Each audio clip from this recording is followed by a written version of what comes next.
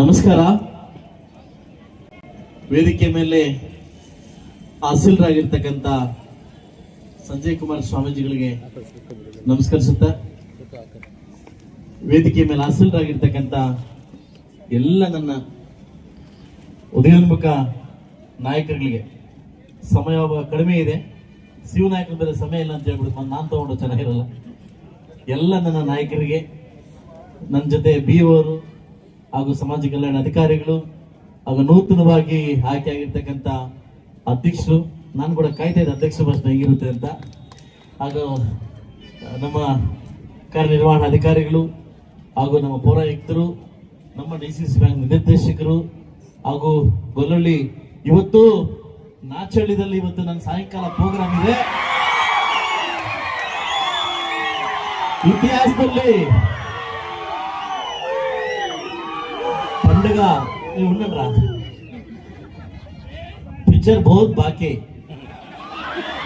ಅದು ಸಾಯಂಕಾಲ ನಾಚಲಲ್ಲಿದೆ. ವಿಶ್ವ ಆದಿಮಾನವ ನಮ್ಮೆಲ್ಲರ ಕವಿ ವಾಲ್ಮೀಕಿ ಜಯಂತಿಯನ್ನ ಇವತ್ತು ವಿಶೇಷವಾಗಿ ವಿನೂತನವಾಗಿ ಎಲ್ಲ ನನ್ನ ಯುವಕರು ನಾಚಳ್ಳಿ ಏನು ಹೆಚ್ಚುಗೋಲ್ಪಳ್ಳಿ ಪಂಚಾಯಿತಿಯ ನಾಚಳ್ಳಿಯಲ್ಲಿ ತುಂಬಾ ಅದ್ದೂರಿಯಾಗಿ ರಸಮಂಜರಿ ಕಾರ್ಯಕ್ರಮ ಇಟ್ಕೊಂಡಿದ್ದೀವಿ.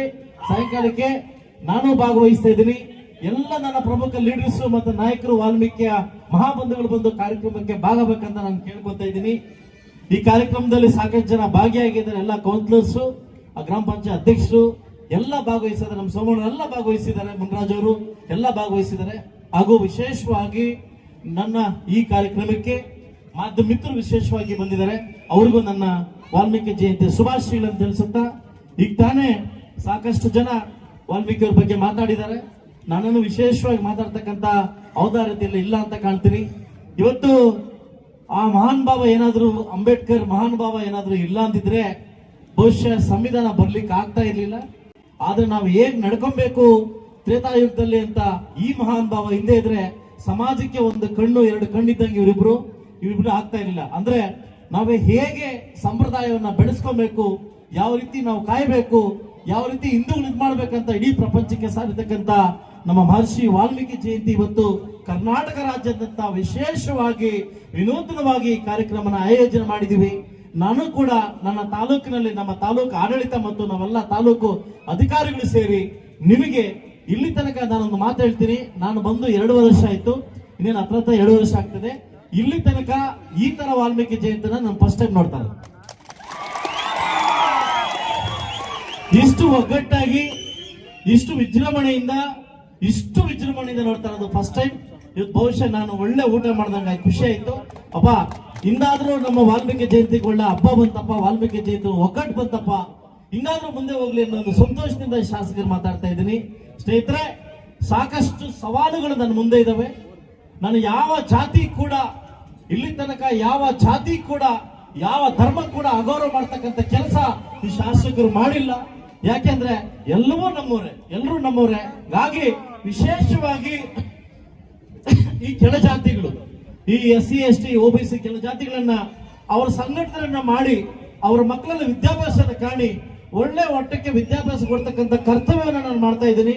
ಬಹುಶಃ ಈ ವಾಲ್ಮೀಕಿ ಒಂದು ಜನಾಂಗವನ್ನ ಅದಕ್ಕೆ ಸಾಥ್ ಕೊಟ್ಟು ಅವ್ರಿಗೆ ಸಹಾಯ ಮಾಡಿ ದೊಡ್ಡ ಮಟ್ಟಕ್ಕೆ ಆ ಒಂದು ಸಂಘಟನೆ ಮಾಡ್ತಕ್ಕಂಥ ಕರ್ತವ್ಯವನ್ನ ಕೂಡ ಈ ಜವಾಬ್ದಾರಿನ ವಹಿಸ್ಕೊಂಡಿದ್ದೀನಿ.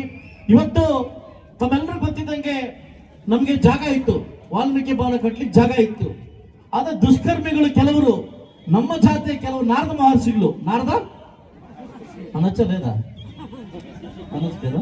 ನಾರದ ಮಹರ್ಷಿಗಳು ಅವರು ಕೂಡ ಒಳ್ಳೆಯವರೇ ಅನ್ಕೊಳ್ಳಿ.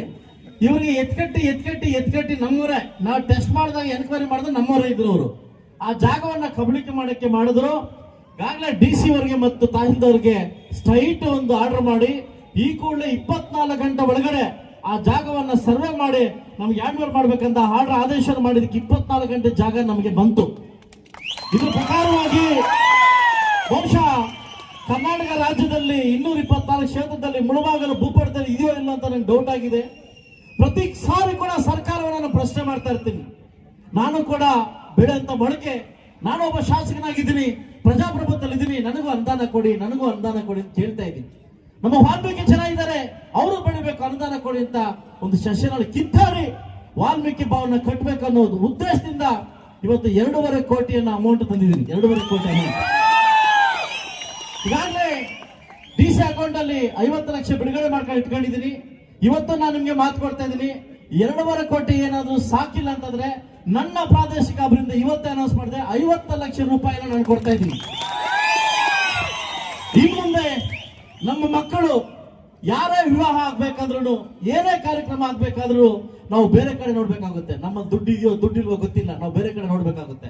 ಆದ್ರೆ ಇನ್ನು ಮುಂದೆ ಕೇವಲ 1-1.5 ವರ್ಷಗಳೇ, ಇದೇ ತಿಂಗಳು ಅಕ್ಟೋಬರ್ ತಿಂಗಳು ಮಾದೇವಪ್ಪ ಅವರು ಬರ್ತಾ ಇದ್ದಾರೆ. ಒಂದು ಅಂಬೇಡ್ಕರ್ ಭವನ ಪೂಜೆ, ಗುದ್ಲಿ ಪೂಜೆ, ಇನ್ನೊಂದು ವಾಲ್ಮೀಕಿ ಭವನದ ಪೂಜೆ, ಇನ್ನೊಂದು ಹಾಸ್ಟೆಲ್ ಉದ್ಘಾಟನೆ ಮಾಡ್ಲಿಕ್ಕೆ ಇವತ್ತು ಡೇಟ್ ತಗೊಂಡ್ ಬರ್ತಾ ಇದ್ದೀನಿ. ನಾಳೆ ಮತ್ತೊಮ್ಮೆ ನಿಮ್ಮೆಲ್ಲರೂ ಕರೆದು ಈ ವಾಲ್ಮೀಕಿಗೆ ಶಂಕುಸ್ಥಾಪನೆ ಮಾಡ್ಲಿಕ್ಕೆ ನಿಮ್ಮನ್ನೆಲ್ಲ ಕರೆದು ನಿಮ್ಮ ಮುಖಾಂತರವಾಗಿ ಈ ಕಾರ್ಯಕ್ರಮ ಮಾಡ್ಲಿಕ್ಕೆ ನಾನು ಮುಂದೆ ಬರ್ತಾ ಇದ್ದೀನಿ.